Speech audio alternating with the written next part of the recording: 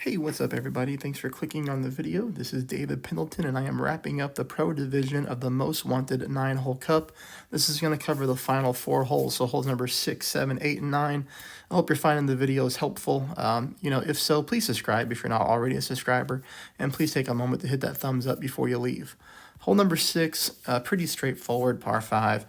A few different ways you can play this hole. You can go extra mile like me. You can go with the Thor's hammer. You could even go with a big topper.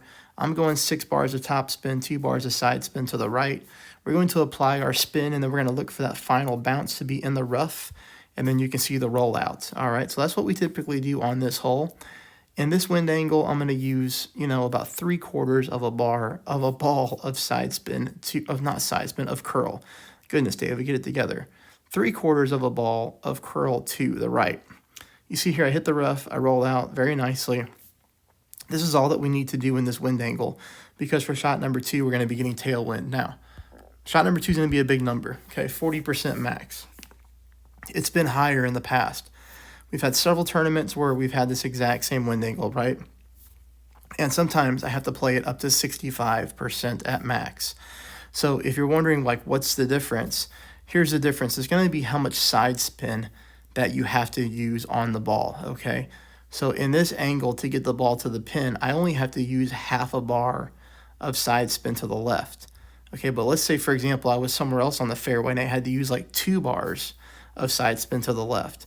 The ball is really going to start to move to the left-hand side of the green when you use that much side spin. So therefore, you need to pull more rings to the right to counter that, which is why sometimes in previous tournaments I've had to play this one up to 65% at max. But you'll see here with a little bit of backspin and only half a bar of side spin to the left, 40% seems to be a pretty good number. Now, again, it's all going to depend on where you're landing, because if you take a look right here, there's this little tree, okay? Like this little bitty tree right here with these branches. You can see that I'm able to play to the right of it. Sometimes we have to play more to the left, and those branches come into play, which is also why we pull more elevation. So I know I'm explaining a lot on this hole, but I know people are going to see 40%, like, man, that's a big number. But just keep in mind, that's how this hole plays a lot of times in tournaments. All right, here we go. So we're going to pull at 6.5 miles per hour. Look at that big pull, over 9 rings. Perfect ball. And we're going to come really close, okay? Unfortunately, don't drop the albatross here.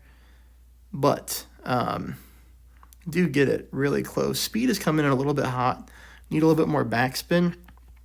But really, we just barely missed the cup. Look at that. We're really, really close, okay?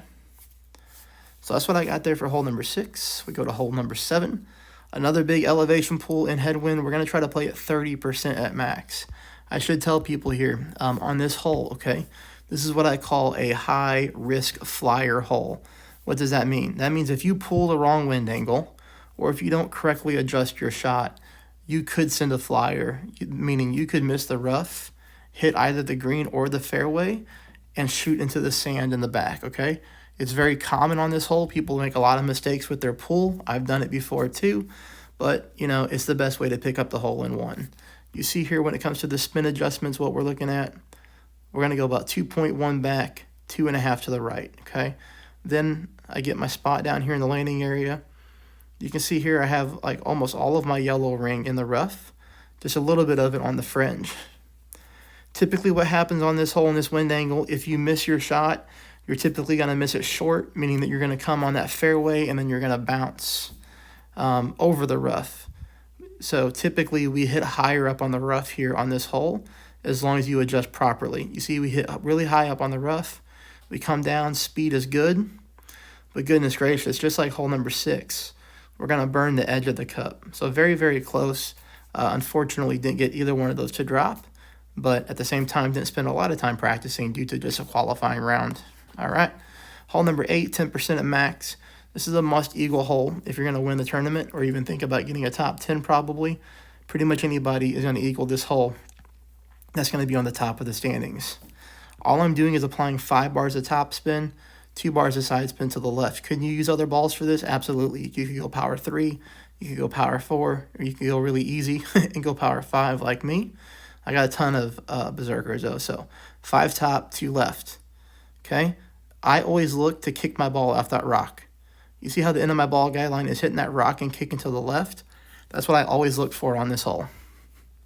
Now, I'm not going to actually hit the rock, but that's always my landing position.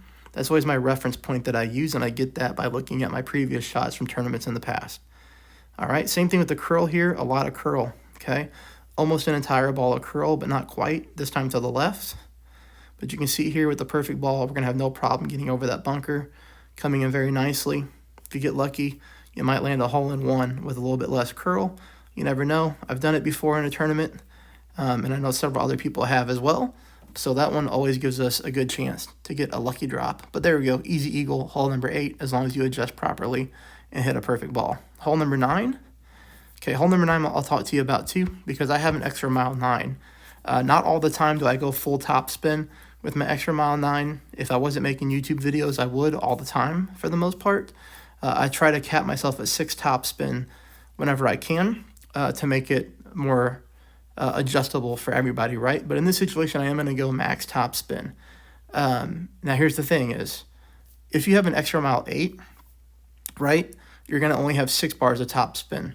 If you want to try to get the same amount of yards as me, all you're going to do is push up to max, okay? Hopefully that makes sense. I'll talk about it. Full top, 2 bars of side spin to the right, I believe. Yep. Okay, now you're going to notice what I'm going to do here is I'm going to aim down the middle of the fairway. I'm going to make my adjustment, and then I am not going to push up into max. Instead, I'm going to go full overpower with a very slow needle. This is controlled overpower, a little bit of curl to the right. Now, again, if you have a lower level extra mile, all you would have to do to really duplicate and get as many yards as me here is make your adjustment 0% at max to make sure that your shot is accurate, and then push your club back up to max. All right, you'll go with overpower and you'll get a bunch of yards. Just don't hit a great left or great right on this hole because it can typically be dangerous. A great left is really bad. All right, so as long as you get those type of yards, you can get an albatross opportunity even with a Titan ball on this very long par 5. If you saw the graphic here, my shot 10% at max, not even close. So 1 bar of side spin to the right I went with, 3 bars of backspin. I even left the ball guideline short, okay, just like that. About a 1.5 green squares short. Perfect shot. Again, not even close. But hey, this is hole 6, 7, 8, and 9 of the Pro Division. Hopefully it helps some people out. I hope you all have a great tournament, and I'll talk to you for the final round. Thanks, everybody.